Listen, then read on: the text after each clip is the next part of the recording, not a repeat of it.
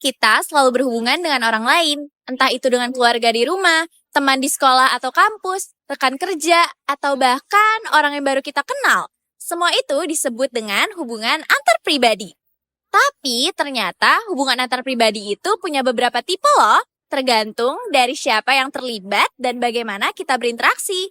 Di video ini, kita bakal bahas tipe-tipe hubungan antar pribadi yang paling umum ditemui dalam kehidupan sehari-hari. Yuk, langsung aja kita simak bareng-bareng. Arti singkat antar pribadi. Sebelumnya, teman-teman tahu nggak sih apa itu hubungan antar pribadi? Singkatnya, itu hubungan atau interaksi atau dua orang atau lebih yang saling kenal dan punya ikatan. Entah itu teman, keluarga, pacar, atau rekan kerja. Biasanya ada komunikasi, saling berpengaruh, dan perasaan yang terlibat. Intinya sih, ini tentang gimana kita berhubungan dan berinteraksi sama orang dalam kehidupan sehari-hari. Hubungan pertama yang biasa kita punya adalah keluarga. Keluarga bisa dikatakan adalah orang-orang yang punya hubungan darah atau terhubung lewat pernikahan, kayak ayah, ibu, kakak, adik, istri, dan sebagainya.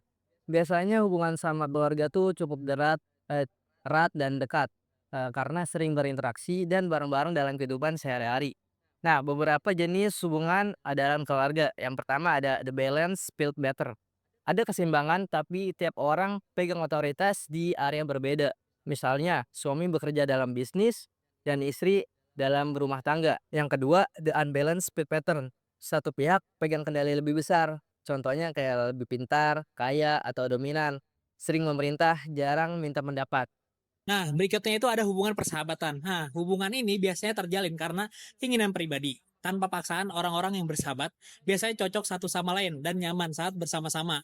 Kadang, hubungan dengan sahabat ini bisa terasa lebih dekat atau lebih penting dibandingkan hubungan dengan pasangan atau keluarga. Tergantung situasi juga sih. Nah, beberapa jenis yang kita ambil yaitu yang pertama, friendship reciprocity, ya, atau hubungan ideal saling setia, saling memberi dan menerima dengan seimbang. Nah, yang kedua ada friendship of reciprocity atau ada ketidakseimbangan, satu pihak sering memberi atau satu pihak sering menerima tapi tetap positif karena sesuai kebutuhan. Contohnya guru, murid atau dokter dan pasien.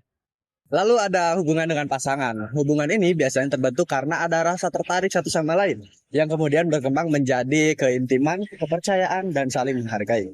Nah, dalam hubungan ini biasanya ada ikatan khusus. Jadi kedua belah pihak perlu berkompromi dan saling mengerti supaya hubungan tetap bertahan lama. Beberapa jenis yang kita ambil adalah pertama ada ludus, yaitu cinta sebagai permainan dan hiburan. Tidak serius, lebih santai, mengendalikan cinta agar tidak menguasai diri. Nah, biasanya suka punya lebih dari satu pasangan. Kemudian ada storge, cinta yang damai dan lembut. Lebih fokus pada persahabatan, kesamaan minat, dan aktivitas bersama, butuh waktu untuk terbuka. Terima kasih. Nah, untuk yang terakhir ada hubungan profesional atau hubungan kerja. Hubungan ini terbentuk karena kita bekerja di tempat yang sama, kayak kantor atau organisasi tertentu. Biasanya orang-orang yang punya hubungan ini tuh disebut rekan kerja atau kolega, dan mereka bekerja sama buat mencapai tujuan yang sama. Beberapa contohnya tuh kayak ada lateral communication atau komunikasi antar dua orang dengan posisi yang setara. Contohnya tuh kayak dosen sama dosen atau manajer sama manajer. Terus yang kedua tuh ada upward communication dari bawahan ke atasan. Biasanya tuh nyampein ide atau perasaan terkait kerjaan.